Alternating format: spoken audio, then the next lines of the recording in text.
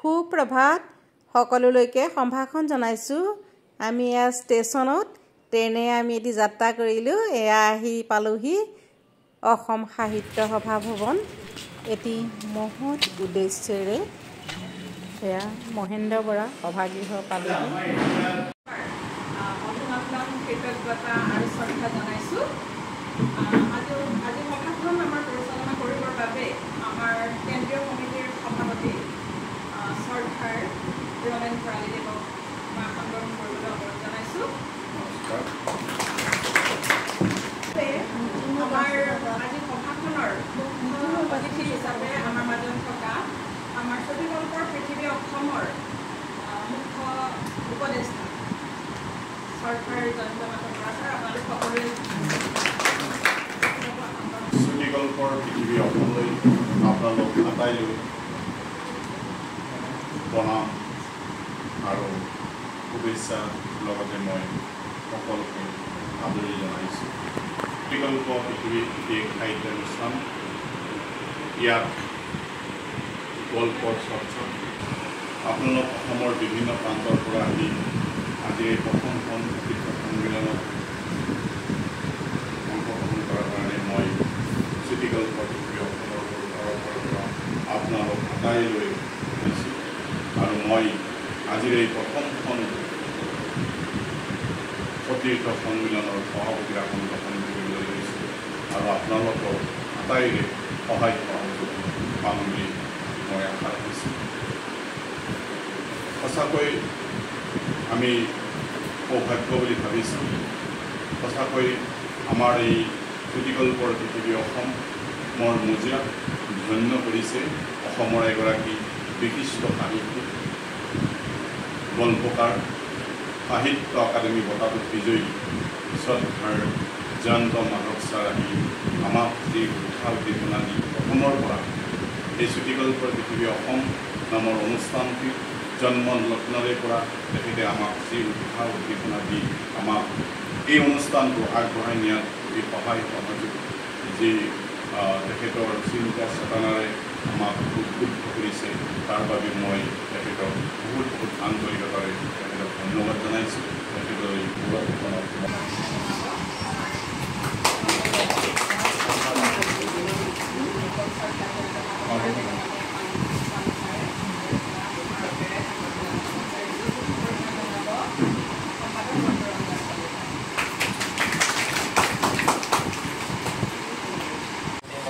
আমাৰ শ্ৰদ্ধাৰ আৰু উপস্থিতি আজি আমাৰ সভাপতি মহোদয় লগতে আমাৰ ছাৰ আৰু প্ৰতিখন জিলাৰ পৰা অহা প্ৰতিজন প্ৰিয় সতীৰ্থ আমাদেৰ শ্ৰদ্ধাৰ ব্যক্তিসকলক মোৰ ফালৰ পৰা বহুত ধন্যবাদ জনাইছোঁ।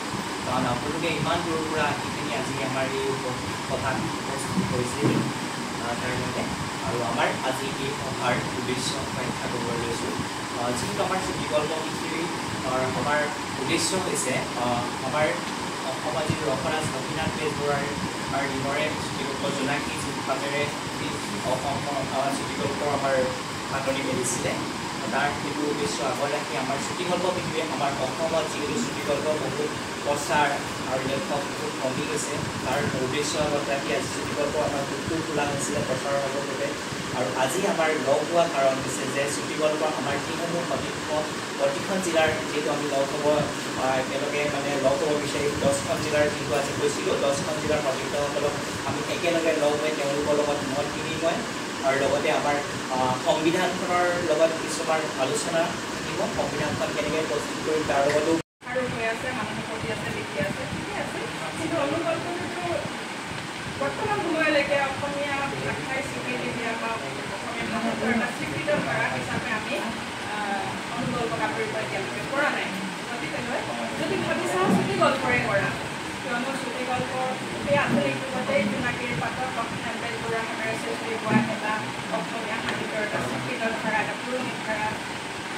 আৰু বৰ্তমান সময়ত আমি দেখিবলৈ পাইছোঁ চুটিগল্পৰ পৰা পাঠকেই হওক, লেখকেই হওক, প্ৰায় আমি আঁতৰি আছোঁ। প্ৰতিষ্ঠিত কিছুমান গল্পকাৰে দিনে দিনে গল্প লিখি আছে, মই সেইটো মই কৰিব নোৱাৰোঁ। কিন্তু আমি নতুনসকলে যিবিলাক গল্প লিখিছে সেই গল্পসমূহ আমাৰ আচলতে আমি এনেকৈ অনুগল্পৰ এখন এনেকুৱা সম্পূৰ্ণ ভাবিছোঁ।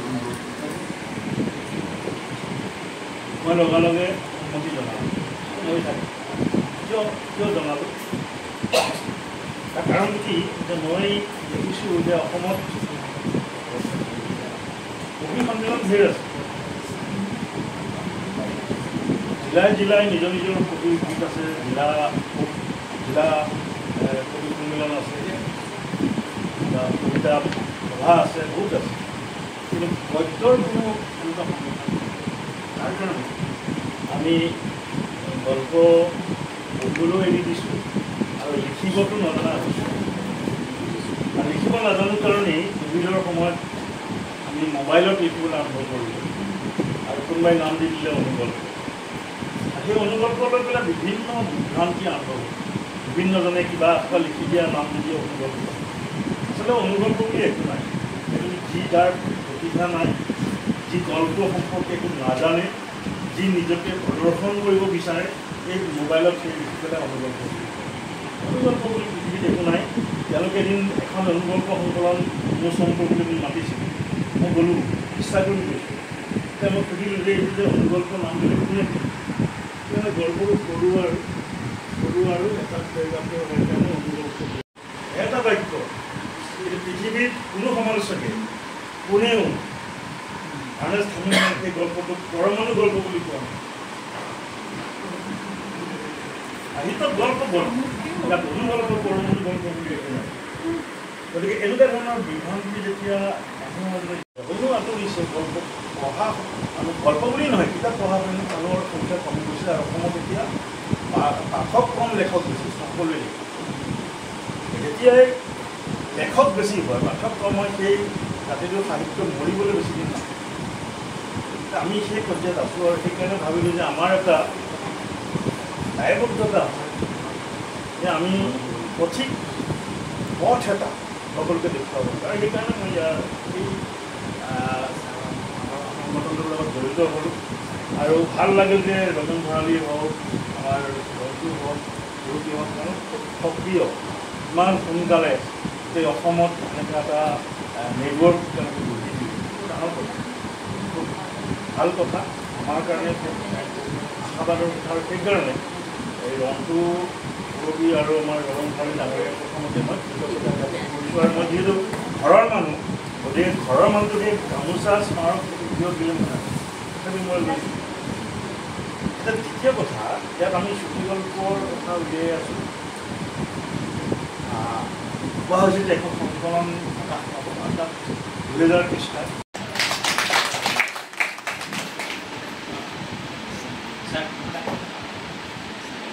লিংকেজ যেহেতু আমি কৰিব পাৰিব লাগিব তাৰ কাৰণে চুটিগল্পৰ পৃথিৱীয়ে যিটো প্ৰচেষ্টা লৈছে এই প্ৰচেষ্টাটো মই ভাবোঁ সৎ প্ৰচেষ্টা শুভ প্ৰচেষ্টা আৰু এই প্ৰচেষ্টাটো আমি হাতে হাত ধৰি যুদ্ধ ক্ষেত্ৰৰ নিচিনাকৈ ইয়াত যিহেতু আমি বহু মানুহ লগ হওঁ এই বহু মানুহৰ ভিতৰত কেতিয়াবা সৰু সুৰা বা দুই এজন মানুহৰ নিজৰ মাজত মতৰ অমিল হ'ব পাৰে কিন্তু সেই বুলি আমি ইজনে সিজনক বেয়া পালেই নহ'ব তেখেতে অসমীয়া ভাষাই বহনাই দি ক'ব কাৰণ লক্ষ্মীনাথ বেজবৰুৱাই তেতিয়াই কৈছিল যে অসমীয়া ভাষাৰ এটা তালিকা শক্তি আছে অন্য ভাষাৰ কি আছে ক'ব নোৱাৰোঁ কিন্তু নিবেদন কৰিছোঁ আৰু ময়ো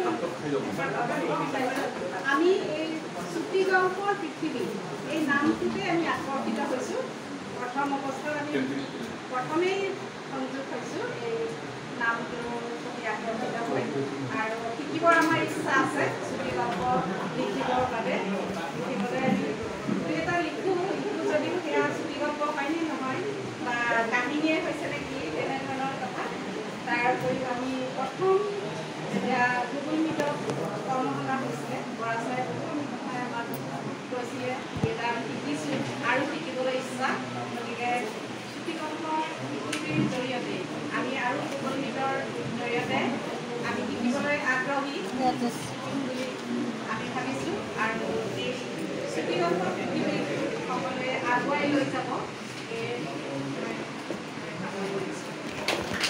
মই মোৰ ল'ৰা ছোৱালীক যেতিয়া এডমিশ্যন দিছিলোঁ তেতিয়া ইংলিছ মিডিয়ামৰ যিটো ধাৰা আনিছিলে আমাৰ তেতিয়া মই ভাবিছিলোঁ যেতিয়াই ভাল হ'ব এনেকুৱা কিছুমান চিন্তা আছিলে কিন্তু মই ওপৰত বন্ধেঙত গ'লোঁ যে নিজৰ ভাষাটোৰ প্ৰতি আমি যিহেতু বহুত বেছি চিন্তা কৰোঁ আৰু নিজৰ ভাষাটো যে জাতিটো থাকিলেহে আমি নিজৰ সেইখিনি কৰিব পাৰিম। মোৰ হয়তো লেকচাৰ দিয়া নিচিনা লাগিব কথাখিনি কোৱা ক্ষমা কৰিব মই শিকিবলৈ আহিছিলোঁ, কিন্তু এইখিনি মোৰ আৱেগৰ কথা আৰু এইকাৰণে ধৰক মই জড়িত হৈ আছোঁ নিজৰ একেবাৰে নগণ্য জ্ঞানখিনিৰে বৰপেটাৰ টিকাসমূহৰ লগত। তাক আমি বৰপেটাৰ শাখাৰ পৰা প্ৰতিমাহে পাঠ চক্ৰ কৰোঁ, কিন্তু আমাৰ তেখেতে তোমাৰে কোৱাৰ দৰে আমি লিখাবিলাক লৈ নেক্সট সমালোচনাটো কৰা হয়। এতিয়া আৰু এনেকৈ যদি আমি চুটি গল্পৰ ক্ষেত্ৰতো এইখন পৃথিৱীৰ ক্ষেত্ৰতো আমি এটা সিদ্ধান্ত শাখাত দিব পাৰোঁ প্ৰতিখন জিলাৰ। তথাপি আৰম্ভ কৰিছিলোঁ ধৰক কলেজীয়া লেভেলৰ পৰাই লিখাৰ চেষ্টা কৰিছিলোঁ, কিন্তু সেইধৰণে এতিয়া মানে আজি যেতিয়াৰ পৰা বুজা হৈছিলোঁ তেতিয়াৰ পৰা অসমীয়া কিতাপ উপন্যাস সাধু সকলোবিলাক মই মানে সংগ্ৰহ কৰিছিলোঁ, পঢ়িছিলোঁ।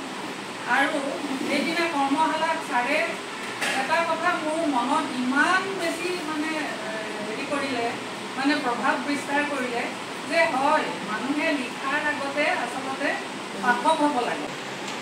চুটি গল্পৰ পৃথিৱী অসম আজি আহি ইয়াত ইমানে আনন্দিত হৈছোঁ যে কৈছে, মই ছবিটো নকৰোঁ আৰু কৈছে মাননীয় বক্তাসকলে কৈছে যে অসমীয়া ভাষাৰ কেনেকৈ ভাষাৰ প্ৰচলনটো পাঠক শব্দ সংস্কৰণ ল'লে মাধ্যমৰ অনুযায়ী বহুত কঠিন শব্দ হ'ব লাগিব।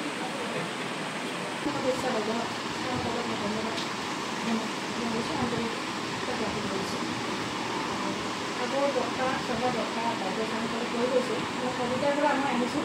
আজিকালি কবিতা পুথি বহুত ওলাইছে বিভিন্ন বৰপেটা জিলাৰ আৰু বৰপেটা জিলাৰ বৰপেটা ৰোডত থাকোঁ আৰু আমাৰ কবি সন্মিলন আছে বৰপেটা ৰোড শাখাৰ সভাপতি হয়। আমি নিজামূলীয়াকৈও কবিতা সংকলন আমাৰ আছে, বাইদেউসকল আছে কৰি আহিছে। আমাৰ যোৱা 2 বা 3 মাহ আগতে অসমকৈ মহিলাসভা তাত হৈ গৈছে। নৱনিৰ্বাচিত দিনেশ ছাৰ তেনেকৈ নিৰ্বাচিত হৈছে বাৰু যিয়েই নহওক ইয়াত দুৰ্নীতিটো মই পাইছোঁ যে আজিকালি কবিতা পুথি বহুত ওলাইছে আৰু আজিও কেইবাদিনো বক্তাৰ শুনিছোঁ আজিকালি সকলোৱে কবিতা লিখে, কিন্তু ভাল লগাহে কথা যদি আজিৰ প্ৰজন্মক আমি টানি আনি পেলাই তোমাকে লিখাছোঁ মোবাইল যদি আধা ঘণ্টাও আমি তেওঁলোকক হাতৰ পৰা এৰাই দিব পাৰোঁ সেইটো আমাৰ কাৰণে ভাল লগা কথা। গতিকে মই কবিতা পুথি এতিয়াও মই কেইদিনমান আগতে আমাৰ সম্পাদিকা ডাঙৰীয়ানী আছে ইয়াতে ওচৰতে দোকানীক